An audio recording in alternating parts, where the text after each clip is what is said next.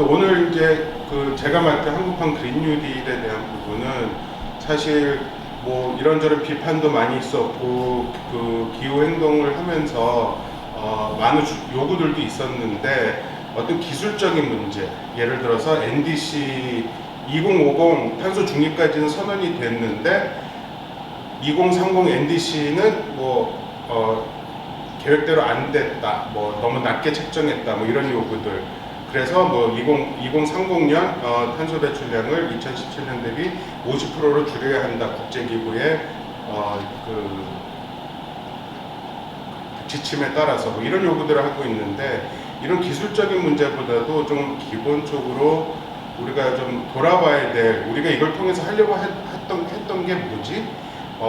탄소 중립의 목표는 뭐지? 재생에너지로 가야 한다는데 재생에너지로 가야 하는 이유는 뭐지? 좀 이런 거에 대해서 좀 한번 더 살펴보는 좀 기회를 갖고 싶다는 생각이 준비하는 과정에서 좀 들었어요. 아까 말씀드리고 있었지만 좀 우리가 그린 뉴딜 혹은 탄소 중립을 통해서 얻고자 하는 것이 무엇이었는지, 그리고 이것은 또 지금 우리가 뭐 기후 위기다 이야기를 하고 있는데 이 위기의 본질이 무엇인지, 그 성격은 무엇인지에 대한 이해 혹은 성찰과 저는 밀접하게 관련이 있다고 생각해요. 그래서 좀 그런 부분에서, 그런 관점에서 한국판 그린 뉴딜 그리고 탄소 중립 정책들에 대해서 한번 돌아보고 어떤 방향을 띄어야 하는지에 대해서 좀 이야기를 해보려고 합니다.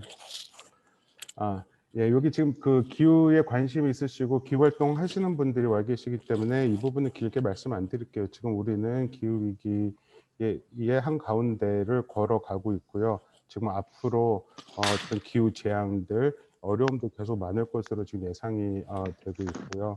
이런 것들이 전부 다 어떻게 보면은 인간이 어떤 식으로 인간을 둘러싼 자연 환경과 관계를 맺어왔었는지, 그 문제와 밀접하게 관련이 있다고 생각할 수가 있습니다. 인간이 자연을 자원으로 생각해가지고서 무작정 이제 뭐랄까요, 착취를 하고 어떤 이제 수단으로 삼아왔었던 이런 부분에 대한 문제 의식들이 세계적으로 많이 나오고 있는 상황이고, 그런 상황에서 한국에서도 이제 국제적인 흐름에 맞춰서 그린 뉴딜 또 이제 탄소 중립까지 지난 12월달에 이제 선언이 됐어요. 보시면은 이제 작년, 그러니까 2019년까지만 하더라도 경제 정책 방향들과 2050 장기 저탄소 발전 전략, 이거는 한국도 이 국제 협약들에 가입이 되어 있기 때문에 준비를 했어야 되는 부분들인데 이게 좀 따로따로 가고 있었던 측면이 되게 강합니다.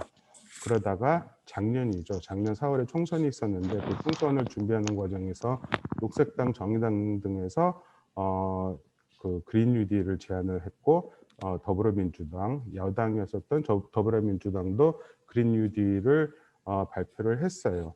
이때까지만 하더라도 사실 청와대에서는 이 그린 뉴딜에 대한 문제의식은 없었던 것으로 보여요. 총선이 끝날 때쯤 해가지고서 문 대통령께서 5차 비상경제회의에서 한국판 뉴딜 정책을 추진하겠다는 의사 발표가 있었고요. 그러고 나서 2주 후에 정부에서 디지털 뉴딜 중심으로 하는 한국판 뉴딜을 추진하겠다 방향을 발표합니다. 이때 기후 위기 비상 행동을 비롯해서 이 기운동 하시는 분들은 이게 무슨 소리냐, 왜 그린 뉴딜이 아니고 한국판 뉴딜이냐 하면서 이 녹색이 빠져 있는 문제에 대해서 막 이제 문제 제기를 하기 시작을 했어요. 그랬더니 그 다음 주에 대통령께서 이제 몇몇 장관들과 모임에서 그린 뉴딜 관련돼서 각 그 부처에서 좀 보고서 좀 올려달라 요청을 했었고, 일주일 후에 한국판 뉴딜에 그린 뉴딜이 포함을 시키기로 이제 발표를 했습니다. 엄청나게 급박하게 지금 이게 진행이 되고 있었던 거죠. 그리고 열흘 후에 2020년 하반기 경제정책 방향에서 그린 뉴딜의 내용이 처음으로 소개가 되고, 그다음에 7월 중순에 한국판 뉴딜 종합계획이 발표가 됩니다. 이게 나오면서 뭐 요 주변으로 해가지고서 뭐 국회, 뭐 이 기후 환경 관련 뭐 연구 단체 등등에서 어마어마하게 많은 공청회 토론회들이 이제 이루어졌었고요. 그리고 12월 7일에 정부에서 탄소 중립 선언 그리고 추진 전략을 발표하게 됩니다. 돌아보면은 사실 한 뭐야? 1년 전, 작년 이맘때쯤만 하더라도 그린 뉴 딜이라든가 이 기후 문제에 대해서 정부 차원에서는 큰 관심은 없었던 것으로 생각이 돼요. 이 세계적으로 국제 협약들에서 하고 있기 때문에 어떻게 따라는 가야 되는데 이걸 적극적으로 어떤 정부 정책, 시책 차원으로 가져갈 그런 계획은 없었던 것으로 보이고, 그런데 이제 이 많은 압력들이 이제 국내에서도 기후 운동의 목소리가 커지기 시작하고 국외에서도 엄청난 흐름들이 이제 생기면서 이제 안 할 수 없는 이제 그런 상황이 됐던 것 같아요.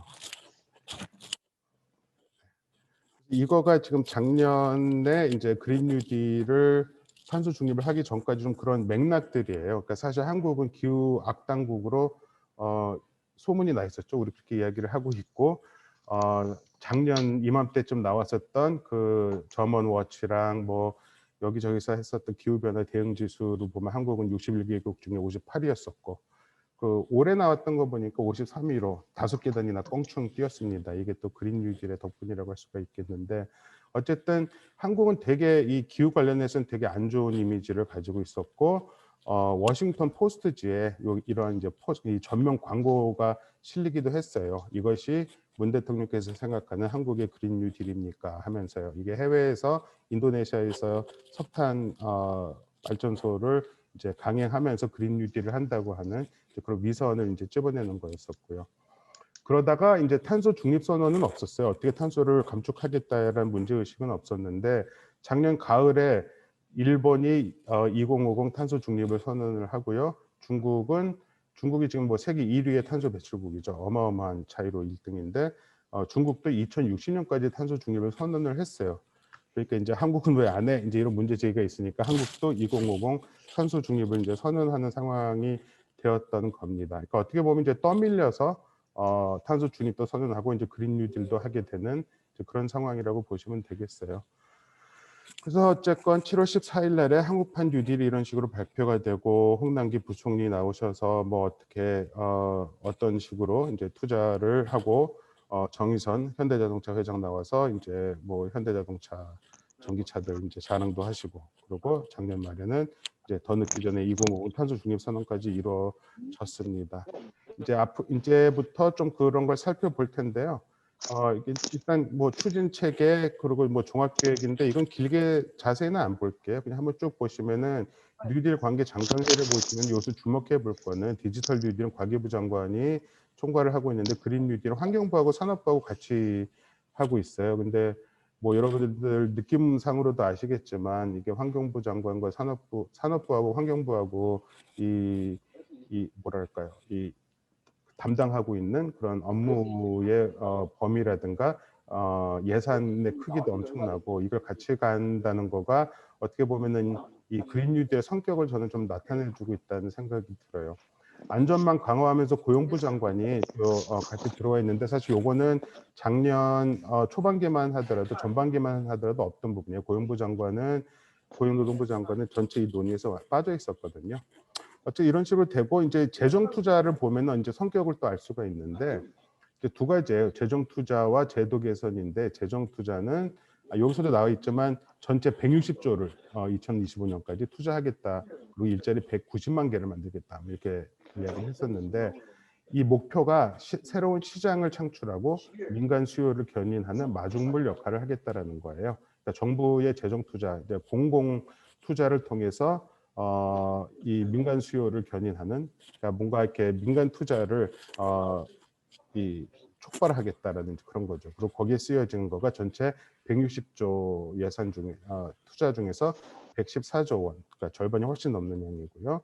제도 개선 같은 경우도 이 전환을 위한 제도 기반 구축과 더불어서 규제 개선, 그러니까 규제 완화죠. 지금 있는 규제를 완화를 하면서 민간의 혁신 투자를 촉진하는 촉매제 역할을 수행하겠다. 이제 뭐 이런 식으로 잡히고 있습니다.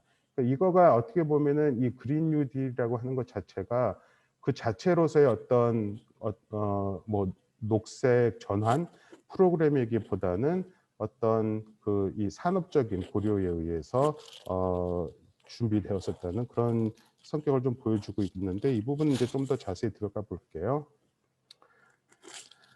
그 전에 일단 그 두 갈식으로 저는 이제 한국판 그린 뉴딜 탄소 중립의 성격을 좀 딱 짚어보고 시작을 하려고 하는데, 그러니까 저는 이렇게 정의를 합니다. 영끌, 경기 부양, 경제 성장이다. 그러니까 아까도 말씀드렸지만 이 그린 뉴딜이 산업부와 함께 환경부와 같이 이제 이루어지고 있는 거고, 원래 없었다가 결국 이제 뭐 1, 2주 만에 한국판 뉴딜에 이제 들어가게 되고, 이런 상황에서 결국 이 목표는 이 녹색으로 전환은 해야 되는데, 그거 자체가 어떤 동기라기보다는 경기 부양, 경제 성장을 해야 되는데 국제사회에서 요구, 그리고 국내에서의 요구가 있기 때문에 경기 부양, 경제 성장을 하는 하나의 방법으로서 녹색이라고 하는 거를 이렇게 갖고 오는 이제 이런 문제의식이 컸다고 생각을 해요.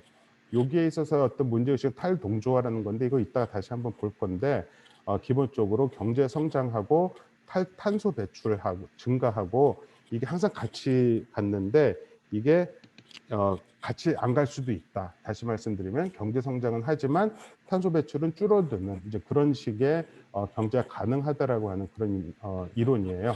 근데 이거를 지금 한국 정부 같은 경우는 아주 극단적으로 저는 해석을 하고 있다는 생각이 들고, 그러다 보니까 기후 위기 대응은 수출 통한 경제 성장이랑 동의어가 돼버리고, 이건 또 기업 활동을 지원하는 이런 이제 기조로 그린 뉴딜, 탄소 중립이 다 지금 진행이 되고 있다, 이렇게 생각해 볼 수가 있고요.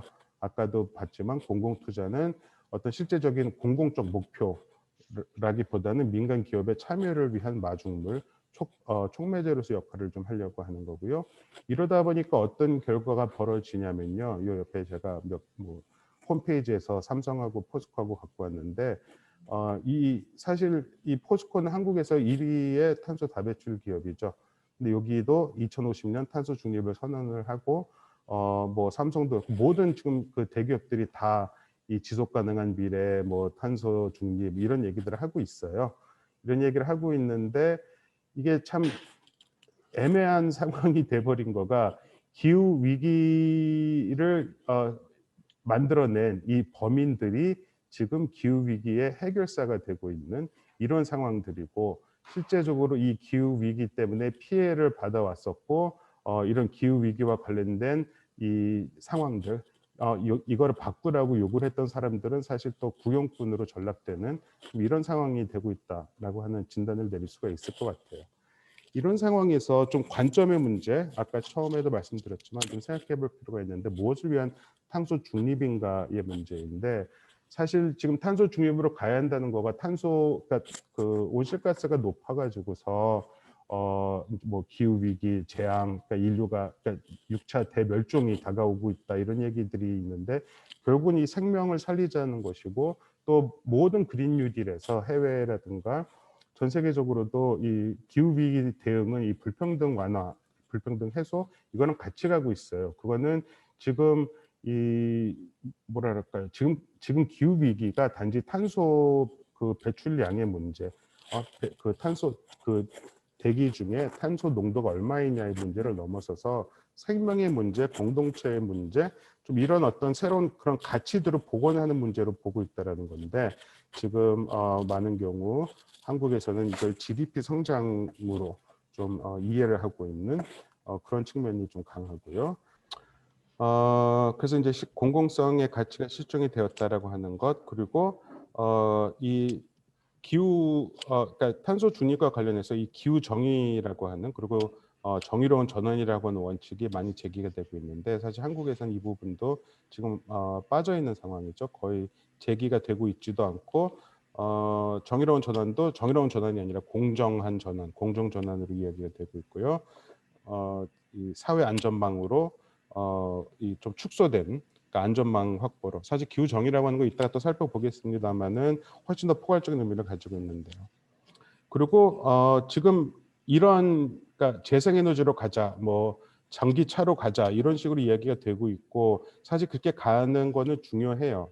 필요한 것이고요. 하지만 마치 재생에너지로 가는 것이 모든 문제들을, 지금의 위기를 해결해 줄 수 있을 것 같은 좀 이런 신화가 또 있는 것 같아요. 근데 과연 이런 재생에너지로 가고, 또 그러면서 또 계속 성장을 추구하고 그래서 우리가 또 지금과 같은 풍요를 계속 풍요로움을 향유하면서 살 수 있는가, 혹은 그렇게 사는 것이 지속 가능한 것인가라고 하는 것에 대해서 좀 돌아볼 필요가 있지 않는가라는 생각이 듭니다. 그래서 좀 이렇게 이 위기의 본질에 대해서 좀 이해를 하고 좀 성찰하는 좀 그런 기회를 가지려고 해요. 일단 지금 그린 뉴딜에 대해서 좀 간단하게 좀 살펴보도록 하겠습니다. 한국판 뉴딜에 대해서요. 디지털 뉴딜 먼저 볼게요.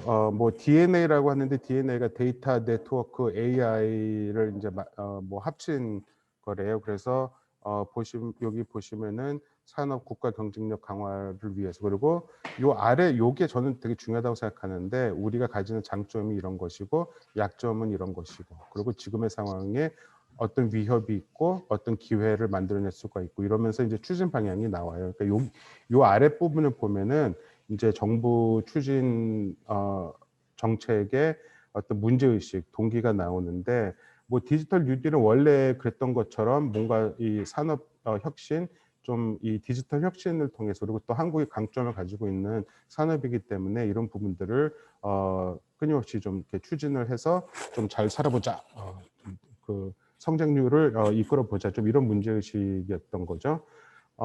문제는 이런 식으로 가는 거가 이제 누구를 이롭게 하는가의 문제인데, 이 뭐 DNA라든가 혹은 뭐 이제 원격, 뭐 비대면 산업 해가지고서 원격 의료, 비대면 수업, 이런 쪽으로 이제 기술을 투자하자라고 나오고, 그린 뉴딜 정책도 보면은 뭐 각 학교들마다 다 무슨 이렇게 디지털화하는, 그리고 이제 어떤 뭐 스마트 이 커넥션을 좀 만들어내는 이런 이야기들을 하고 있는데, 그걸 보시면은, 여기 보시면 아시겠지만 사실 의료계라든가 뭐 학교 교사들은 이걸 찬성하고 있지는 않거든요.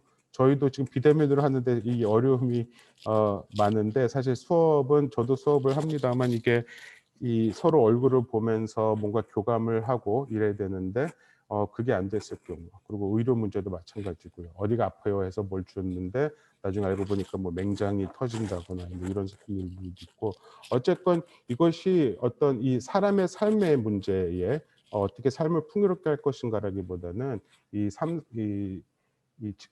기업들이 어떻게 활성화되고 이제 그 세계를 선도하는 기업으로 나갈 수 있을 것인가, 그래서 한국의 성장률에 어떤 식으로 기여할 수 있을 것인가, 좀 여기에 일단 이 초점이 맞춰져 있는 이제 그런 정책이라고 보면 될 것 같고요. 그리고 이제 요 다음을 보시면 이게 그린 뉴딜인데, 그린 뉴딜 같은 경우도 뭐 되게 이 안에 많은 또 추진 방향들이 있어요. 근데 여기서도 맨 아래를 보시면은 강점을 보면요, 뭐 이 산업적인 이해들이에요. 그리고 기회도 글로벌 환경 산업 분야에서 시장 규모가 성장세이다, 이거 우리가 잘 타자라는 건데, 이 위협을 보면요, 환경 규제 기준 강화로 국내 제조업이 이탈할 우려가 있다. 친환경 기술에서 열이 그러니까 뒤떨어질 때에 비관세 장벽에 직면하는 등 좀 어려움이 있을 수가 있다. 그러니까 이게 그린 뉴 딜을 하는 건데, 이 어떤 녹색 전환 자체가 목표가 아니라, 지금 전 세계가 이쪽으로 가고 있기 때문에 우리가 뒤떨어지면은 우리가 수출길이 막히고 경제 성장률이 둔화된다라고 하는 좀 그런 문제 의식에서 이게 진행되고 있음을 우리가 알 수가 있어요. 그러다 보니까 이 정책들도 보면은 요선 이제 하나만 따온 건데요. 저탄소 분산형 에너지 확산. 요새도 보면은 뭐 스마트 그리드를 만들고 아파트를 대상으로 해가지고서 무슨 이런 전력 계량기, 뭐 스마트 계량기를 연결을 시키고 신재생 에너지 확산 기반 구축을 하고, 뭐 이런 식으로 전기 자동차, 수소차를 보급하고, 이런 식으로 정책이 돼 있어요. 제가 생각하기에 이게 제대로 되려고 한다면은 재생에너지로 가야 되고, 재생에너지로 가기 위해서 무엇이 필요하고, 어떤 그러니까 그러니까 이 재생에너지가 시설들이 들어설 지역의 주민들, 그리고 또 없어져야 될 석탄이라든가 화석연료 산업에 있는 노동자들, 이런 분들이 같이 참여를 하면서 어떻게 힘을 모아서, 정부문적 힘을 모아서 우리가 전환할 수 있을 것인가, 좀 이런 식으로 논의가 돼야 되는데, 그런 거 없이 이 산업에 대한 고려에 휘둘려 가지고서 지금 진행이 되고 있는 측면이 강하다. 그린 뉴딜도 그렇게 볼 수가 있을 것 같습니다. 안전망 강화 같은 경우에는 사실 전 그런 느낌을 가져요. 뭐 여러 가지 뭐 재취업 문제, 취약계층을 보호하고 뭐 이런 얘기를 하는데 사실 안전망 강화에서 제일 중요한 거는 사람 일자리라고 생각하거든요. 그래서 이 모두가 안정적으로 살 수 있는 일자리를 만들고 그 일자리가 다 커버하지 못하는 부분을 이제 안전망이 이제 보충을 해줘야 되는데 뭔가 앞뒤가 좀 뒤바뀐 것 같은. 지금 뭐 일자리가 줄어들고 있는 건 여러분들 다 알고 계실 거고요. 지금 디지털 뉴딜을 통해서 데이터템 일자리 이제 39만 개를 만들어 본다고 했는데 이거 작년 가을에 제 뉴스에서 봤었던 건데 이게 아주 단순 노동을 하는 거예요. 이 AI 이 데이터를 축적하기 위해서 이제 끊임없이 이제 뭔가를 이 묘사하는 그러니까 어떤 대상과 대상을 이에 대한 묘사를 이제 쳐놓는 건데 이거를 이제 한 기자가 실제적으로 했더니 한 시간에 이제 5,100원을 이제 벌 수 있었다고 해요. 근데 이 기자가 하는 얘기가 자기는 처음 하는 거라서 이 정도였지만 자기가 숙련되면은 최저임금 정도는 받을 수 있지 않을까 뭐 이런 식으로 얘기를 해서 저는 속으로 웃었던 기억이 나는데 어쨌든 지금 전반적으로 노동자 혹은 어떤 안전을 보장할 수 있는 어떤 노동조합의 권리, 노동자의 권리, 중대재해 기업 그러니까 이 산업재해를 어떻게 막을 것인지 이런 문제는 되게 이 물타기가 되면서 뭔가 이상한 방향으로 이 아주 뭐랄까 단기 비정규 일자리들만 늘어나는 좀 이런 식으로 그리고 그것도 다 커버가 안 되기 때문에 이제 어떤 식으로 이제 어떻게 보면 이제 굶어 죽지 않게 할 것인가 사람들이 그런 고민으로 지금 가고 있는 게 아닌가라는 생각이 들어요. 그러니까 바로 지난주에 나왔었던 건데 뭐 인력 양성에 뭐 480억을 투자하겠다고 나와서 봤더니 이런 것들이에요. 뭐 이 기업들의 인력 수요가 많은 분야를 중심으로 해가지고서 석박사 교육과정 뭐 이런 식의 어떤 인력을 지금 추진하려고 하고 있는 것 같고 그러다 보니까 지금 안 그래도 불평등이 심화되고 있는데 이 K자 곡선이라고 하죠. 잘 사는 사람들 계속 잘 살게 되고 못 사는 사람들 끊임없이 나락으로 떨어지는 이런 이 경제 위기의 상황에서 이 불평등이 오히려 더 심화될 수 있는 그런 방향으로 가고 있지 않나 하는 우려를 가져봅니다.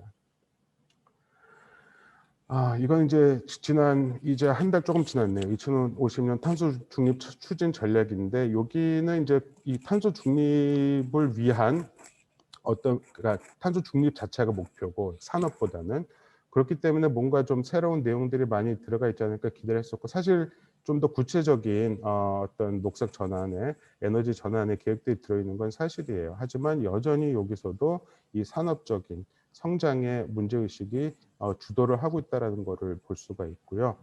그래서 여기를 보시면은 이게 문제의식이에요. 우리가 탄소 중립 제대로 대응하지 않았을 때는 수출이나 해외 자금 조달, 기업 신용 등급 등의 부정적 영향을 초래한다. 우리가 잘 하면은 탄소 중립과 경제 성장과 삶의 질을 동시에 향상시킬 수 있다라고 하는 이제 그런 식의 문제의식.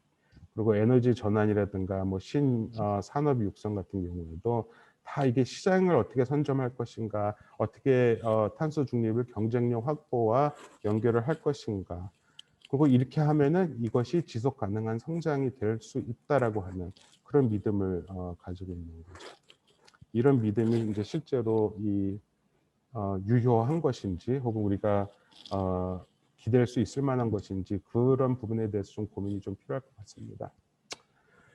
자, 이제 몇 가지 좀 질문을 던져볼게요. 그래서 아까 말씀드렸던 탈동조화의 문제, 그리고 뭐 어떤 공공성의 문제도 그렇고, 기후 부정의의 문제, 그리고 마지막으로 재생에너지가 얼마나 실제로 지속 가능한 것인지 이 성장 맥락에서 좀 이런 부분들을 살펴보려고 합니다. 요거가 이제 2050년 탄소 중립 전략의 이제 앞부분에 이제 하나의 어떤 전제처럼 들어가 있는 부분이에요. 여기 보시면 아시겠지만 지금까지는 GDP가 올라가면은 배출량도 같이 올라가요. 이거는 어떻게 보면 당연한 게 산업이 그러니까 생산이 커지면은 에너지를 많이 써야 되는 것이고 에너지를 많이 쓰다 보면은 또 이제 온실가스가 많이 나올 수밖에 없는 거죠. 근데 어떤 이제 이야기들이 있냐면은 이거가 같이 가는 게 아니라 이렇게 탈동조화, 디커플링이 가능하다라고 하는, 그래서 경제 성장은 이루어지지만 조금 더 늦춰질 수는 있어요, 각도가. 하지만 배출량은 우리가 줄일 수 있는, 그리고 줄여야 하는 것이고, 좀 이런 문제의식에서 지금 이게 추진이 되고 있는 건데, 사실 해외 다른 나라들도 이런 전제에 입각해서 이 녹색 정책 에너지 전환을 추진하고 있는데, 한국만큼 이 급진적으로 이 산업 발전을 이제 도모하는 나라는 저는 없는 것 같아요. 어쨌든 이런 전제인데 이것이 얼마나 가능한 것인가, 이건 지금 논쟁 중입니다. 그러니까 이것은 아직 증명되지 않았다라고 저는 생각하고, 저는 개인적으로는 이거는 불가능하다라고 생각하는 입장이에요. 하지만 이건 아직 논쟁의 여지가 있기 때문에, 하지만 저는 제 입장을 한번 좀 나눠보려고 합니다. 이제 탈동조화가 가능하다라고 하는 이제 근거로서 뭐 영국이라든가 뭐 이제 유럽 나라들에서 실제적으로 에너지 생산도 줄고 이제 탄소 배출도 줄어드는 이런 현상들을 보여줬어요. 물론 그렇다고 해서 GDP가 이렇게 줄어들지는 않았죠. GDP는 이제 코로나 하면서 줄긴 했었지만 전반적으로 뭐 1%, 2% 내외의 성장을 보였죠. 그러면서 이제 이런 나라들에서는 디커플링은 가능하다, 탈동조화는 가능하다, 성장을 이루면서도 에너지 소비와 탄소 배출은 줄일 수 있다는 이야기를 합니다. 유럽 나라들이 이렇고요. 한국은 근데 그런 적은 없었어요. 한국은 그냥 끊임없이 이 에너지 생산 소비 그리고 탄소도 계속 늘어났었고요. 미국 같은 경우에는 트럼프 아래에서 뭐 이 반기후적인 정책을 폈다고 하지만 미국 같은 경우에서도 실제적으로 이 탄소 배출이 줄어들었습니다. 트럼프 아래에서도. 요 차이는요. 에너지 생산은 느는데 탄소 배출이 줄어드는 거는 그만큼 재생에너지 사용이 많이 됐다라고 하는 이제 그런 식으로 생각해 볼 수 있고요. 어쨌든 이게 이제 근거입니다. 많은 나라들에서 영국, 뭐 덴마크, 독일 GDP는 올랐지만 성장은 했지만 탄소 배출은 줄었다라고 하는 것을 디커플링의 근거로 사용을 하는데, 이제 여기에 대한 문제 제기들이 또 있어요. 뭐냐면은 이런 계산에서는 그러니까 핵심적으로 이야기를 하자면은 그 자국의 탄소 배출을 외부화한다라는 거죠. 아까도 말씀드렸지만 지금 세계에서 중국이 가장 탄소 배출량이 많습니다. 근데 이거가 사실 중국 책임만 돌릴 수 있는 건 아니거든요.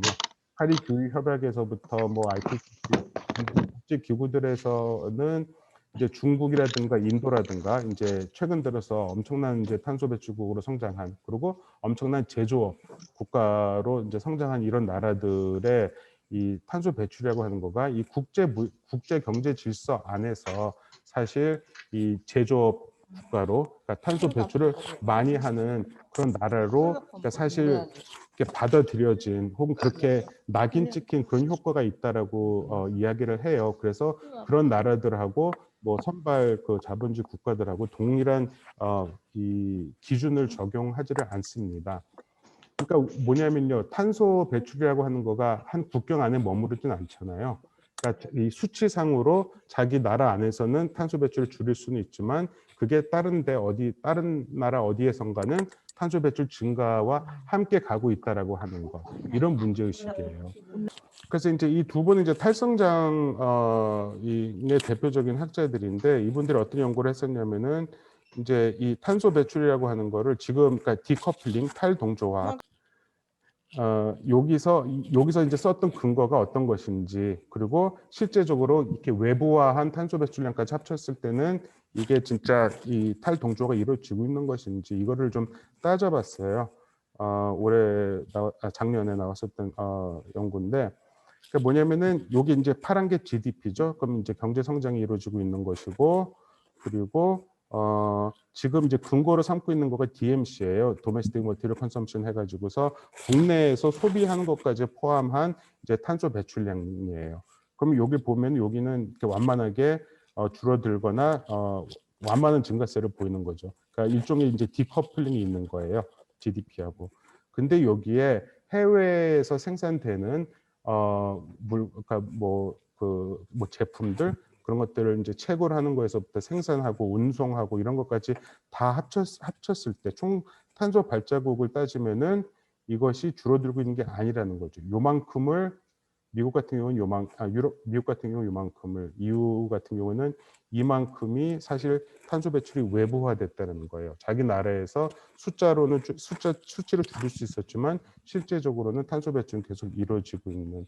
그렇기 때문에 어떻게 보면 이제 전형적인 그린 워싱일 수도 있는 거고, 그레타 툰베리 같은 경우는 이런 걸 창조적 회계라고 비판을 해요. 그러니까 자기 이 수치를 맞추기 위해 가지고서 뭔가를 이렇게 잘 되고 있는 것처럼 이제 보이게 하는. 어쨌든 이건 계속 이제 그러니까 논쟁이 되고 좀 제가 보기에는 학문적으로 연구가 더 이루어질 필요가 있을 것 같은데, 또 하나 우리가 부정할 수 없는 게 문제가 뭐냐면요. 이게 이제 재생에너지 관련된 국제 지표들인데 뭐 재생에너지는 2000년부터 이만큼이 올랐다고 하고요. 90년대서부터 지금까지 보면은 지금 재생에너지가 이만큼이 늘어난 거, 요게 재생에너지예요. 노란 선이요. 여기요. 요거는 지금 백분율로 한 거고 퍼센티지로 한 거고, 요거는 이제 절대량으로 한 건데요. 요만큼이 이제 늘어난 건데, 문제는 재생에너지가 는다고 하더라도 지금 석탄, 천연가스, 석유, 화석연료도 같이 늘어나고 있는 거거든요. 어떻게 보면 더 빠른 속도로. 그러면 이건 뭐냐면은 그러니까 몇몇 나라들이 디커플링이 탈동조화가 이루어진다고 할지라도 전 세계적으로 탄소 배출이 계속 이루어지는 상황이 지속된다고 했을 때에는 이제 지속 가능성을 우리가 얘기하기 힘들어지는 이제 그런 상황이 된다라고 하는 거를 보여주는 증거라고 할 수 있을 것 같아요. 그렇기 때문에 이 탈동조화라는 것에 너무 이 믿음을 줘가지고서 우리는 녹색 성장을 끊임없이 추구할 수 있다라고 하는 좀 이런 거는 환상이 아닌가, 저는 그런 식으로 좀 우리가 이해를 할 필요가 있을 거라는 생각이 듭니다. 자, 두 번째, 에너지 전환이 지체됐다는 걸 지금 여기서 보여주잖아요. 그러니까 사실 생각해 보면은 엄청나게 많은 특히 최근에 발전이 있었던 것 같은데 그게 요만큼의 발전이었던 거예요. 재생에너지 분야가. 근데 왜 이렇게 지체될까? 좀 돌아보면은 이게 뭐 리우 환경회의가 92년에 열렸었고요. 교토의정서가 97년에 있었고, 이제 국제적인 이 기후 대응이 시작된 거가 이제 90년대로 볼 수가 있어요. 근데 이 90년대가 어떤 시기였냐면은 여러분 아시는 분들 기억하시겠지만 이 89년도에 이제 이 베를린 장벽이 무너지고 완전히 이 뭐랄까 이제 냉전, 이 두 체제가 경쟁하는 시스템에서 미국 중심의 이제 자본주의 체제로 이제 이론화되는 이제 그런 시기였죠. 그러니까 완전히 겹친 거예요. 기후 위기 대응과 이 자본주의 이론론적 세계 질서가 만들어진 것이. 그리고 1995년에는 워싱턴 컨센서스 이래가지고서 어떻게 보면 이제 신자유주의 독트린이 이제 만들어지고 전 국제 경제 질서가 다 이제 신자유주의적인 원리에 따라서 딱딱딱 이제 구축이 되어가기 시작해요. 이런 맥락에서 기후 위기 대응이 이루어지다가 보니까 어떤 식이 되냐면은 정부라든가 어떤 공공 부문에서 나서 가지고서 이 기후 위기 대응을 한다기보다는 이걸 이제 기업들에게 이제 맡기는 이제 자유화 혹은 민영화라고 하는 논리에서 이제 기업들이 이제 주도를 하게 되었다라는 것이죠. 근데 문제는 기업들이 주도를 하다 보니까 많은 문제점들이 이제 발생을 한 거예요. 유럽 같은 경우에 이제 일찍 90년대부터 자유화 정책을 많이 했었는데, 사실 그 이전부터 뭐 덴마크 같은 나라는 풍력이 엄청 잘 되고 있었고, 풍력의 대부분을 뭐 협동조합들에서 이제 소규모로 운영을 하고 있었어요. 이런 어떤 그런 생태계가 있었는데, 이게 이제 자유화가 되다 보니까 이게 시간이 갈수록 어떻게 되냐면 이게 큰 기업들이 이제 잡아먹는 거죠. 그래서 이제 점점 더 에너지의 독점이 이제 심해지고, 또 그런 기업들은 이 재생에너지만 하지는 않거든요. 화석 연료를 하는 기업들이 또 재생에너지에도 손을 대고 이런 식으로 하다 보니까 이게 지체가 되었었다. 이런 문제 제기가 많이 나오고 있습니다. 생각해 보면 너무 당연한 게 사실 기업의 제1의 목표는 이윤을 추구하는 거거든요. 돈을 벌기 위해서 하는 것인데 녹색, 재생에너지 투자를 하더라도 이게 돈이 되는 한에서 하는 거고, 이게 어떤 공공적인 이해를 위해서 자기 손해를 보면서 이 에너지 전환에 이 복무할 그런 기업은 저는 없을 거라고 생각을 해요. 그런 면에서 보면은 그린워싱이라고 하는 건 너무나 당연한 이제 귀결일 거라는 생각이 들고요. 다 아시겠지만 그린워싱이라고 했을 때는 뭐 정부나 기업 등이 실질적인 대책을 마련하는 대신 실천 대신에 광고나 마케팅을 통해서 어떤 녹색 이미지를 만드는데 더 시간을 많이 쓰는 것이죠.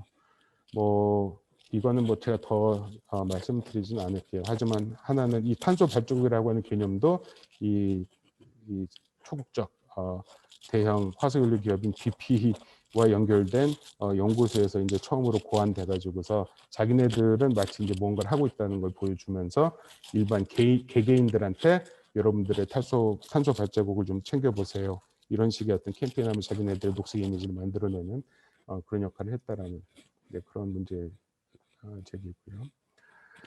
또 하나 이제 순환 경제 이야기가 많이 되고 저는 되게 중요하다고 생각해요. 순환 경제라고 하는 것은. 근데 이것이 함정이 분명히 있어요. 이것도 그 아까 그 탄소 중립 이 추진 전략에 나와 있는 건데 순환 경제를 통해 투입 에너지를 최소화하고 생태계 보존과 온실가스 감축을 동시에 구현하겠다.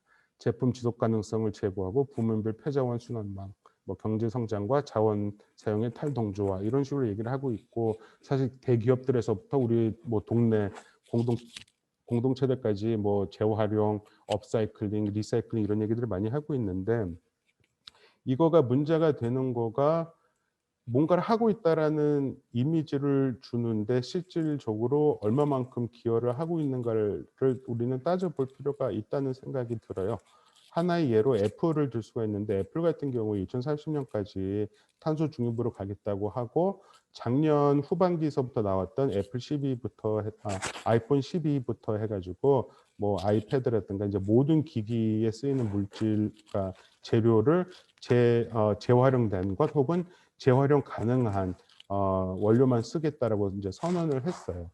저는 이건 되게 중요한 문제라고 생각하고 그렇게 가야 된다는 생각이 드는데 문제는 이거가 애플이 이걸 그런 식으로 얘기를 하는 거가 이 어떤 녹색에 대한 고민 자체보다는 이런 이미지를 만들어 가지고서 자기네 물건들을 더 많이 팔아먹으려고 하는 사실 그런 이윤 동기하고 떨어질 수 없다라고 하는 것이죠.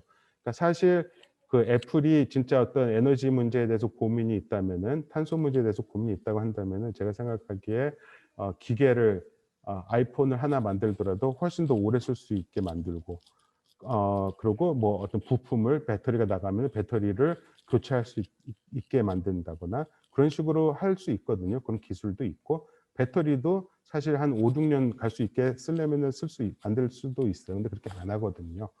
이게 한 2, 3년 사이클을 보면서 새로운 제품들을 내보내고 그럼 사람들도 거기에 이제 우리도 기대가 되잖아요. 여러분들 가지고 있는 스마트폰들 2년 쓰고 바꾼다거나 2, 3년 쓰면 바꿔야 3년만 되면은 너무 오래 썼어 이런 생각이 들 정도인데 이걸 계획적 진보화라고 부르죠. 그래서 이 제품을 만들 때부터 기업들은 이 일찍 이거가 이제 뭐 마모되게 하거나 새로운 제품을 내보내 가지고서 사람들이 새로운 걸 사게 하는 좀 이런 식으로 나가고 있는데 이런 식으로 끊임없이 생산과 소비가 증가하는 끊임없이 만들어내면서 순환 경제를 하면은 이건 사실 효과가 없는 거예요. 왜냐하면은 순환이 된다고 자원이 순환된다고 하더라도 쓰레기 전체 만들어지는 어떤 우리가 버리는 것에서 요만큼밖에 안 되거든요. 이 비율을 높이는 건 중요한데 이 양 자체가 더 많아지게 되면은 사실 이 의미 자체는 퇴색해 버리는 그런 상황이 돼버리는 것이죠. 그래서 덜 만들고 덜 쓰지 않으면 탄소 배출과 쓰레기는 증가할 수밖에 없다라고 하는 것. 근데 이거를 민간 기업들이 돈을 벌어야 되는 민간 기업들이 이런 식으로 할 수 있을 것인가? 여기에 대해서 우리는 좀 생각해 볼 필요가 있다 하는 생각을 가집니다. 그렇기 때문에 지금 전 세계적으로는 뭔가 이 공공 서비스에서부터 뭐 에너지라든가 뭐 의료, 교육 등등에서 어떤 이 재공공화라고 이제 부르는데 이런 흐름들이 지금 만들어지고 있어요. 이거 얼마 전에 한국에서도 번역이 돼서 나온 건데 작년에 나왔던 보고서고요. 지금 이제 전 세계 1,408개 사례의 어떤 공용화를 지금 사례들을 이제 보여주고 있고 어떤 식으로 진행되는가 뭐 이런 거를 이야기를 하고 있는데 이 공공화와 관련돼서는 이제 잠시 후에 홍덕화 선생님께서 말씀해 주실 거기 때문에 저는 요 정도만 하고 넘어가도록 할게요. 하나 근데 생각해 봐야 될 게 일자리 문제인데 지금 그 한국에서 아까도 봤었지만 이 만들어진 일자리가 다 이 단기 비정규직 최저임금 수준, 잘하면 최저임금 수준의 그런 일자리들인데 여기서도 어떤 공공의 역할이 저는 되게 중요하다는 생각을 가져요. 여기 보시면은 OECD 나라 중에서 한국이 공공부문 일자리 비율이 이렇게 작은 편이에요. 전체 평균에 비해서. 그리고 여기 같은 경우에는 지금 코로나 상황에서 우리가 경험을 하고 있지만 간호사들이 얼마나 힘든지 그리고 공공의료병 상수가 얼마나 적은지 그리고 뭐 소방 공무원들의 이야기 뭐 등등 그리고 얼마 전에 또 뉴스 보니까 보육원에서 18세 되면은 나와야 되는데 이들을 지원하는 뭐 이 지원 전담 요원이 그렇게 적대요 한국 같은 경우. 사실 이 공공 쪽에서 만들어낼 수 있는 좋은 일자들이 많은데 여기에 대해서는 지금 전혀 정부에서는 신경을 안 쓰고 있죠. 왜냐하면은 이런 부분들이 이 생산성이 없거든요. GDP에 기여하지 않거든요. 근데 이제 지금 전 세계적으로는 코로나 상황에서 돌봄에 대한 것, 어떤 필수 노동, 으로서의 어떤 돌봄 노동에 대한 것, 가치가 좀 새롭게 인식이 되면서 그런 쪽으로 많이 가고 있는데 지금 한국은 여전히 그것과는 거리가 멀게 가고 있다. 근데 만약에 그런 영역에서 일자리가 만들어진다면 그거는 공공에서 담당할 수밖에 없다라고 하는 그런 부분도 짚을 필요 있을 것 같습니다. 자, 세 번째로 녹색 성장 이야기를 하는데 녹색 성장이 기후 부정의를 해결할 수 있을까? 좀 이런 문제 제기를 할 필요가 있을 것 같아요. 기후 부정이라고 하는 건 요 그림에 나와 있지만 뭐 탄소를 만들어내는 사람들 따로 있고 이것 때문에 피해를 보는 사람들 따로 있다라는 거예요. 그러면은 우리가 에너지 전환을 할 때 이 사람들에게 더 많은 책임을 지워야 한다. 이것이 이제 정의롭다는 것이죠. 근데 지금 지금 한국 현실 그래서 어느 정도 그 원칙이 지켜지고 있는가를 좀 살펴볼 필요가 있어요. 이 부분은 근데 사실 정부 정책에서는 전혀 존재하지 않는 그런 부분입니다. 자, 이런 표들 보신 분들 많을 텐데요. 지금 전 세계 소득 분배를 이제 2019년 표인데 이제 10분위 로 이렇게 쭉 했더니 상위 10%가 전체의 52%의 소득을 가져가더라. 하위 50%가 전체의 8%를 가져가더라. 뭐 이런 표예요. 이거는 소득이에요. 만약에 자산까지 합치면 이거보다 훨씬 더 이 불평등의 정도는 이제 커지는 거죠. 근데 이거가 이 전 세계 소득에 따른 탄소 배출량을 보면 이제 거의 똑같이 이게 반복이 돼요. 그래서 이거 2015년 건데 작년에 새로 나온 게 있어요. 숫자가 더 벌어졌어요. 여기서는 이제 49%인데 상위 10%가 52%를 배출하는 걸로 나오고 하위 50%는 7%를 배출하는 걸로 나와요. 뭐냐면은 있는 사람들이 훨씬 더 많이 탄소 배출을 한다는 것이죠. 어떻게 보면 너무나 당연한 것이겠죠. 차도 여러 대 굴리고 집도 넓고 에너지 펑펑 쓸 수밖에 없으니까요. 이거를 좀 더 구체적인 예를 보면은 그냥 제가 어디 책에서 따온 건데요. 이제 프랑스하고 인도를 비교했어요. 프랑스 2004년이고 인도는 2011년인데 한 나라 안에서 이런 식의 에너지 불평등이 있다라는 거예요. 이제 10% 가장 가난한 사람들이 이만큼 쓰고 제일 부자는 이만큼 쓰고 한 4배 정도 차이가 나고요. 프랑스 같은 경우 인도는 좀 더 이게 간격이 커요. 근데 놀라운 거는 이거예요. 프랑스에서 하위 10%가 하루에 쓰는 에너지보다 인도의 상위 10%가 하루에 쓰는 에너지가 더 적은 거예요. 평균을 보면은 프랑스 같은 경우는 156kWh고 인도는 13.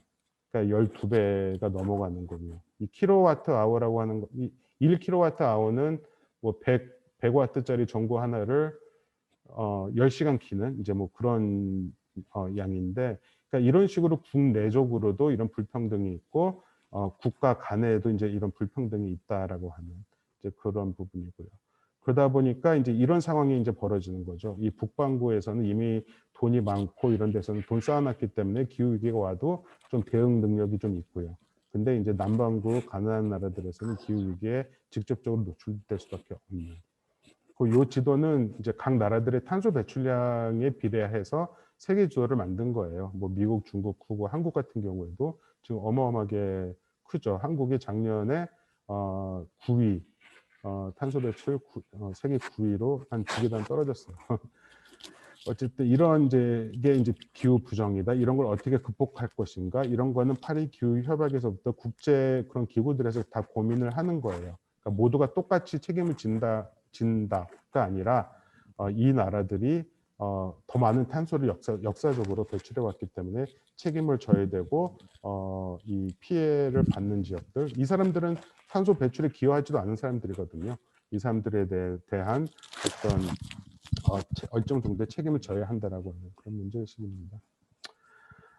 한국에서도 보면요, 이 지역 간의 이 격차가 엄청나요. 이게 지자체별 전력 수급 자급률을 보면요, 지금 뭐 이 발전소들이 석탄 발전소들이 많은 충남 같은 경우에는 264%예요. 자기네 쓰는 전기를 2.64배 이상 더 생산을 하고 있는 거고요. 뭐 부산이라든가 경남 이런 지역도 마찬가지죠. 발전소들이 있는 데고. 근데 서울 보세요. 2%거든요. 2%고 인천 같은 경우에도 뭐 석탄 화력 발전소도 있고 그렇지만 경기도 한 반밖에 안 되고 있고, 이런 데서 만들어지는 이제 이 발전량이 이제 수도권으로 오는 건데, 이 과정에서 뭐 송전탑을 세워야 되고 뭐 이러다가 이 갈등이 이제 계속 벌어지게 되는 거죠. 그래서 이런 건 어떻게 보면 이제 내부 식민지 상황 같은, 그러니까 몇몇 이 수도권 중심주의에서 지역 주민들이 배제되고 피해를 입는 이런 상황일 수가 있는데, 사실 에너지 전환을 하면서 이런 부분들 우리는 극복을 해야 돼요. 그리고 이제 뭐 일자리 문제들도 이런 데가 이제 에너지 생산을 많이 하는데 를 보시면은 이제 당진, 고령 이런 데인데, 여기가 이제 이 에너지 전환을 하게 되면 이제 가장 피해를 많이 보는데요. 리스크가 이제 큰 데들인데, 이런 데들을 이런 데에 대해서 어떤 대책을 가지고 있는지 사실 지금 명확하게 드러나는 건 하나도 없고요. 반면에 서울에 이제 이 부유한 구 지자체들에서는 리스크가 제일 낮죠. 이 얼마 전에 대통령의 이제 신년사가 있었는데, 거기서 이 지역 균형 뉴딜 이야기를 하셨어요. 그러면서 뭐 이렇게 머리를 맞대고 현실적이고 창의적인 발전 전략을 만들 수 있도록 하겠습니다. 근데 사실 이 구체적인 내용들을 보면은 뭐 people 교부세 등을 활용한 재정 지원, 재정 지원 이건 당연히 있어야 되는 거겠죠. 근데 규제 자유 특구를 새롭게 지정하여 혁신의 속도를 높이겠습니다. 뭐 대규모 초강력 프로젝트를 신속하게 추진하고, 그러니까 지역 균형 발전이라고 하는 측면에서도 여전히 이거 모든 걸 이제 산업의 문제, 기업을 지원하고 활성화하는 이런 문제를 지금 생각하고 있다라고 하는 것.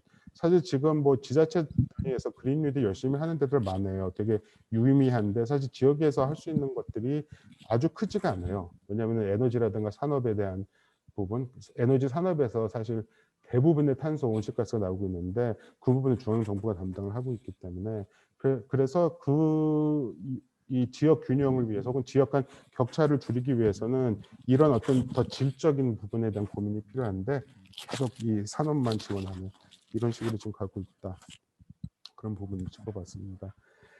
기후 부정의 또 다른 건 세대 간 이제 기후 부정이죠. 뭐 이제 나이 드신 분들은 여태까지 뭐 펑펑 떼면서 살았었고, 이제 가면 되지만 이제 젊은 친구들 같은 경우에는 이제 이걸 또 안고 살아야 되는데, 그 이분들은 정말 어려서부터 이제 이 에너지를 절약하고 소비를 안 하고 이런 식으로 이제 살고 있는데, 이런 세대 간 기후 부정에는 또 어떻게 해결할 수 있을 것인가. 정부의 그린 뉴딜 탄소 중립 정책에서는 이런 청소년들 단지 기후 문제만이 아니라 이들의 미래, 어떤 일자리, 교육의 문제에 대해서 어느 정도 얼마만큼의 고민을 하고 있는가. 사실 이런 부분들까지 포함해서 뭔가 정책이 나와야 되는데 그러지 못하고 있어.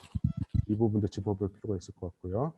또 하나는 지금 이제 코로나도 이제 공통인수 감염병 해가지고서 우리가 이제 알게 됐어요. 이게 어떻게 뭐 우리가 인간이 어떻게 동물을 다뤄왔는가, 어떻게 무작위로 이 자연 생태를 파괴하면서 살아왔는가, 이런 부분인데, 지금 공장식 축산 문제가 이 교통 부문보다 더 많은 이제 탄소 배출을 하고 있다고 평가가 되고 있고, 실제로 뭐 아마존이 파괴가 되고 있는데, 아마존 파괴되는 땅의 대부분은 이 축산을 위해서 뭐 이제 그 사료 재배를 위해서 나무들을 이제 베고 있는 거거든요. 근데 사실 이런 식으로 우리의 이제 삶의, 그러니까 기업의 이해도 있지만 이제 우리의 삶의 방식도 있는 건데, 너무나 많이 필요 이상으로 우리가 지금 고기를 먹는 문제, 여기서 이 동물들도 사실 동물들도 이 생태계의 일부인데 여기 대해서 우리가 너무 고민하지 않았었는가. 여기에도 저는 부정의 문제가 있다는 생각을 가지고요. 여기 나와 있지만 이제 우리들의 지구이지만 그들의 것이기도 합니다 하는 건데 사실 기후위기 뭐 상황에서 그 지난 여름에 막 이 소들이 1000마리 넘게 막 떠내려가고 막 그랬었잖아요. 그런 일도 있었고 지금 어떤 이제 동물권 단체에서는 이런 식으로 매달 도살되는 동물 숫자를 보여주기도 하고 뭐 재판도 지금 막 뭐 계류되는 게 있고요. 이거는 지난 12월 달에 덴마크가 세계 밍크 1위 수출국이래요. 생산국이고. 근데 그 밍크들이 수백만 마리가 코로나에 감염돼 가지고서 매장을 했다가 땅을 뚫고 이렇게 막 튀어나와서 덴마크는 결국 밍크 생산을 중단하기로 이제 결정을 했었죠. 그러니까 이게 모든 것이 다 연결되어 있는 상황에서 우리가 지금처럼 고기를 먹어대고 또 그러기 위해서 생태계를 파괴하고 이런 식으로 하면서 탄소 중립으로 갈 수 있는가 이런 부분에 대해서 좀 고민이 필요할 것 같습니다.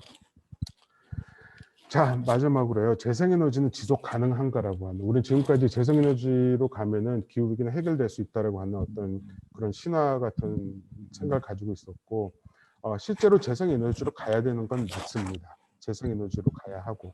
그런데 문제는 재생에너지로 간다고 해서 모든 게 해결되는가? 재생에너지로만 간다고 해결되는가? 이 문제는 좀 고민할 필요가 있어요. 이게 2017년에 그 월드뱅크 세계은행에서 이제 나온 자료인데 이제 재생에너지로 전환이 이루어지는 시점에서 광물, 금속이 이제 더 중요한 역할을 한다. 얼마나 많은 이제 광물, 금속이 필요한가인데 이 0이라고 하는 거는 6 이게 지금 한국말로 할 때 2도씨 하면 되겠네요. 2 degrees 스탠더드인가 뭐 이렇게 되는데 이게 2도 지구 온도를 2도 지구 기온 상승을 2도로 막았을 때 이만큼이 필요하다는 것이고 4도로 막았을 때 이만큼이 필요하다는 것이고 6도가 0으로 놓은 거예요. 그러니까 이건 비율이에요, 비율. 그러면은 그러니까 지금이 만약에 뭐 이 수준이다라고 하면은 지금 2배 이상 2도로 막으려고 하면은 이만큼의 이 광물들이 더 필요한 거예요. 여기 같은 경우 이제 태양광 패널이 이제 필요한 광물들이고 여기 같은 경우에는 이제 풍력 터빈에 이제 필요한 물질들이고 여기에는 이제 ESS 그 배터리 필요한 것들인데 이렇게 많은 이제 광물들을 필요로 한다는 거죠. 광물들이 필요로 한다는 것은 그만큼 채굴이 이루어져야 된다는 것이기도 합니다. 그래서 이거 같은 경우에는 지금 이제 코발트 뭐 광산인데 코발트는 전 세계 매장량의 3분의 2 정도가 3분의 2 이상이 콩고에 있어요. 근데 이제 국제기구에서 뭐 규제도 하고 이러지만 한 30% 남짓은 여전히 이제 규제가 안 되고 아동 노동이 이루어지고 아티산 코발트라고 해가지고서 이제 손으로 이렇게 캐내는 이런 식의 채굴이 계속 이루어지고 있습니다. 많은 문제 제기가 되고 있는데 사실 규제를 하기도 어려워요. 근데 코발트에 대한 수요가 더 늘어나면은 이 규제는 더 어려워질 수밖에 없죠. 그러면은 여기서 일어나는 인권 침해 그리고 또 실제적인 어떤 이 자연 생태계가 파괴되는 이런 부분들에 대해서도 우리는 관심을 기울일 필요가 있다. 다시 말씀드리자면 무작정 확장될 수 있는 것은 아니다라고 하는 부분을 좀 생각해 볼 필요가 있을 것 같고요. 또 하나는 리튬이에요. 리튬은 이제 뭐 배터리, 뭐 스마트폰이라든가 이런 데 배터리, 전기차 배터리로서 지금 엄청나게 이 수요가 늘고 있는데 이것도 대부분이 뭐 볼리비아, 아르헨티나 그리고 칠레에 이제 많이 매장이 돼 있고요.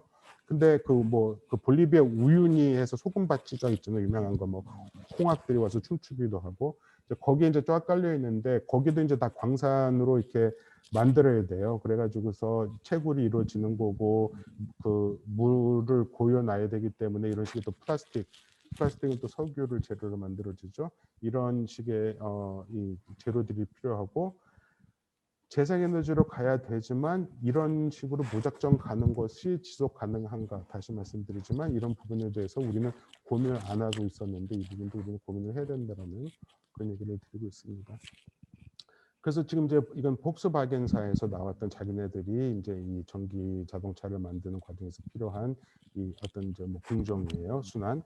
그래서 이제 이런 지역들에서 재료들을 갖고 와서 이런 데서 공정을 한다라는 건데, 보시면 아시겠지만 이게 뭐 석유는 이제 이런 지역에 많이 있었겠죠. 여기도 있지만, 그러니까 이 원료 생산지는 따로 있고 또 이제 이거 생산하고 또 향유하는 데는 또 따로 있는 이런 또 국제적인 어떤 불평등을 끊임없이 이제 낳을 수밖에 없는 이런 구조로 갈 수밖에 없어요.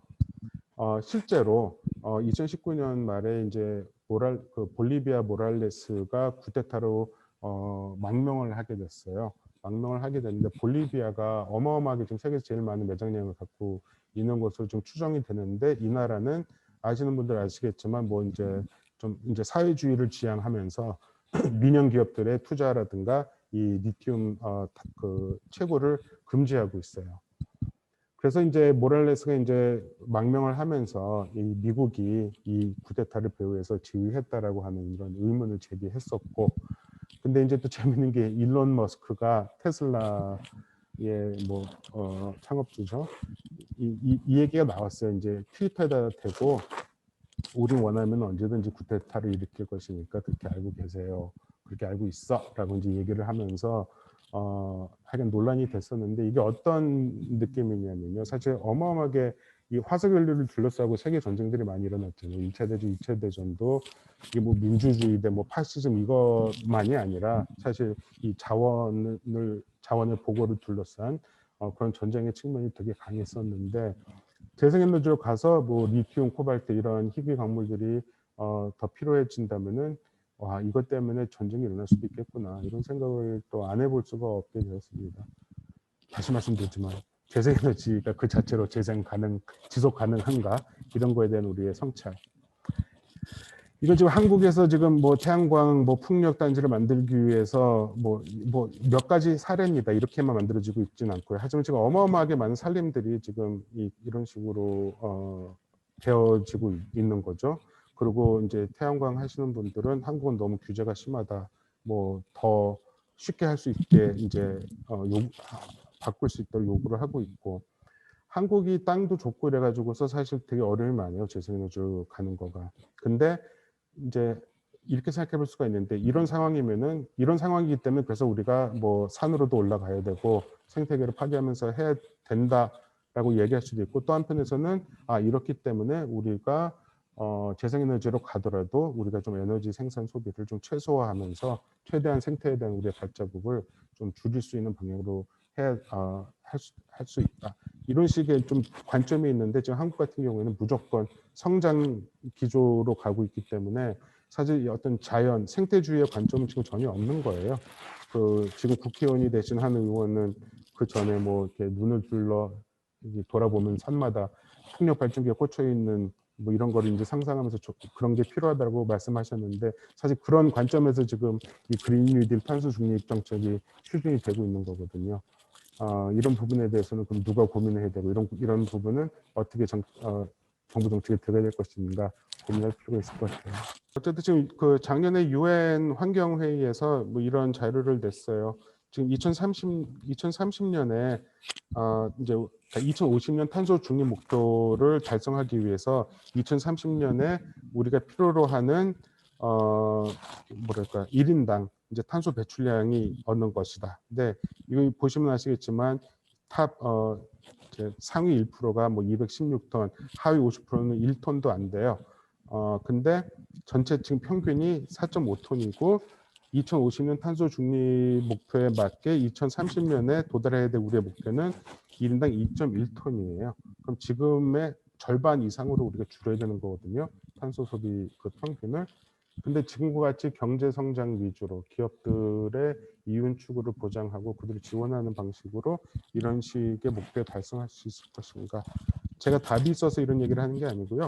이런 문제들을 고민을 해봐야 되지 않을까. 그리고 기후 활동가들도 이런 문제들을 중요하게 제기해야 되지 않을까 하는 문제의식에서 같이 나눠봅니다.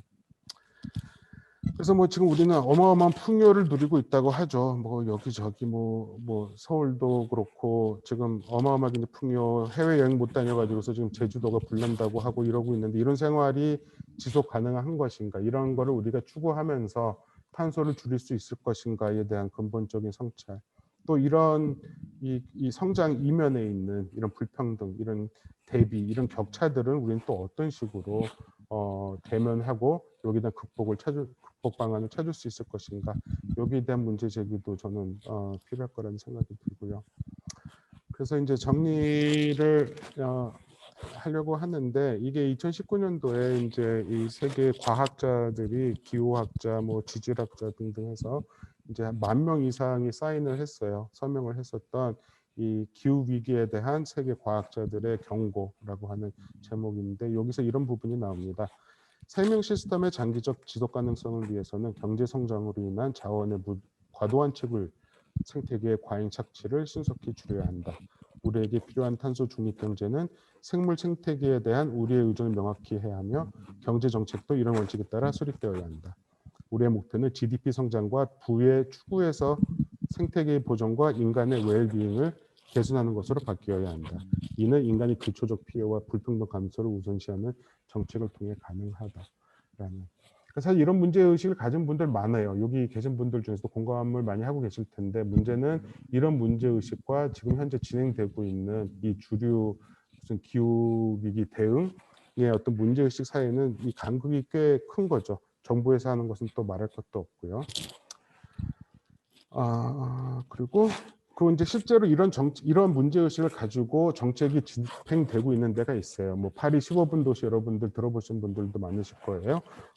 안 히달고 시장인데, 이 15분 도시를 하면서 어떤 이야기를 하냐면은, 우리가 직면한 위기 극복을 위해서 사회정의와 환경보호 두 가지 원칙을 정책의 중심에 두겠고, 경제와 효율에 이제 지지 않겠다라고 하는 거예요. 근데 어마어마하게 많은 정책을 지금 하고 있어요. 뭐 자동차 파리 안에 뭐 30도 이상 30도를 이제 최고 시속으로 정해놓기도 하고, 주차장들 쫙 없애고 다 자전거 길로 만들고, 그 다음에 공공 임대주택을 지금 파리에서 2025년까지 30%로 늘리겠다고 하고, 근데 막 부자 동네에서도 막 공공임대주택을 지금 막 만들고 있어요. 그래서 갈등이 있는데 뭐 밀어붙이고 있어요. 근데 이런 식의 이제 이 실험이 이제 또 소중하기도 하지만, 사실 우리는 보면서 부러워하는데 이걸 우리 운동으로 만들어내지는 못해요. 우리 운동 요구로. 이런 걸 우리는 어떻게 할 것인가에 대해서 좀 고민이 필요하지 않을까, 그런 생각을 하고요. 마지막으로 이제 그레타 툰베리가 그 지난 12월 15일이 파리 교육협약 이제 5주년이었는데, 이때 그 미래를 위한 금요일에서 이제 이 캠페인을 벌였었죠. 1.5도를 위해 싸우자라고 하는. 근데 여기서 뭐 항상 하던 얘기예요. 뭐 그레타 툰베리만이 아니라 뭐 멸종 반란, 뭐 미국의 선라이즈 무브먼트, 미래를 위한 금요일 다 하던 얘기인데, 이 체제 변화에 대한 거예요. 신속하고 근본적인 체제 변화가 필요하다는 것은 명백합니다. 사람과 지구를 보호하는 체제가 자리 잡기 전까지는 가장 부유한 이들을 뺀 모든 사람이 증대된 불확실성과 빈곤에 시달릴 수밖에 없습니다. 전환은 빨라야 할 뿐만 아니라 공평해야 하고 소수가 아닌 다수를 위한 것이어야 합니다. 우리는 이전으로 들어갈 수 없습니다. 이전 상황이 이미 위기였기 때문입니다. 불평등, 자연 파괴, 그리고 기회 위기, 그걸 알지 못했던 이들은 특권의 기회를 느끼지 못했을 뿐입니다. 지금의 체제는 잘못 들어가고 있는 것이 아니라 본디 부정의하게끔 만들어진 것이었습니다.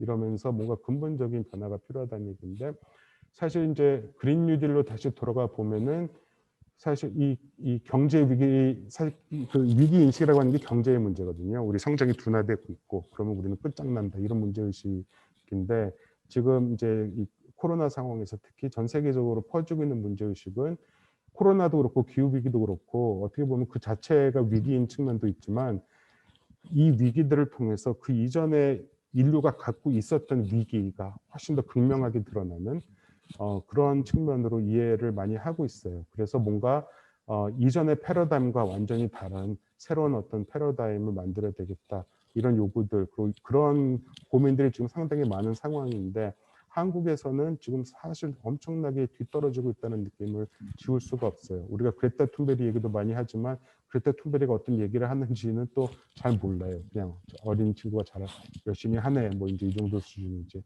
그러니까 좀 그런 좀 우리도 이 패러다임 전환을 위해서 그런 걸 주장하기 위해서 무엇을 어떻게 할 수 있을 것인가에 대한 고민이 필요할 것 같고요. 그러기 위해서는 이제 뭐 성장의 문제에 대해서 우리가 좀 다시 생각을 해봐야 될 것이고 우리가 우선시해야 될 가치가 무엇인지에 대해서도 좀 다시 한번 생각해 볼 필요가 있을 것 같습니다.